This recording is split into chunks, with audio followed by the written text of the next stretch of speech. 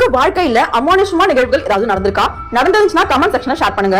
இது எனக்கு தெரிஞ்சவங்க நடந்த ஒரு உண்மை பேய் சம்பவம். அம்மா அப்பா 2 குழந்தைகள் பாட்டின்னு சொல்லி ஒரு நடுத்தர குடும்பம் வாழ்ந்து வராங்க. அந்த ஊர்ல சுடுகாடு பாத்துன்னு ஒரு வழி இருந்துச்சு. பகல்ல அந்த வழியை எல்லோரும் யூஸ் பண்ணுவாங்க. ஆனா இரவு 12 மணிக்கு அப்புறம் யாரும் அந்த வழியில போக மாட்டாங்க. ஒரு நாள் லேட்டா வீட்டுக்கு வந்த அப்பா தெரியாம அந்த பாதையில சைக்கிள்ல போயிட்டு இருக்காரு. வரும்போதே திடீர்னு சைக்கிளுக்கு பின்னாடி யாரோ உட்கார்ந்த மாதிரி ஒரு ஹெவி வெயிட் இருந்திருக்கு. பயந்துட்டே திரும்பி பார்க்காம சைக்கிள் வேகமா ஓடிட்டு வீட்டுக்கு வந்துடுறாரு. அவங்க அம்மா எப்பவுமே சொல்லுவாங்க, லேட் நைட்ல வந்தீங்கன்னா வாசலே கை கால் வாஷ் பண்ணிட்டு வாடான்னு. இதே மாதிரி அவரும் பண்ணிட்டு வீட்டுக்குள்ள போறாரு. அன்னைக்கு நைட் 3 மணி இருக்கும். அவங்களுடைய 3 வயசு பெண் குழந்தை எந்த ஒரு காரணமே இல்லாம ரொம்ப வேகமா அழ ஆரம்பிக்கிறான்.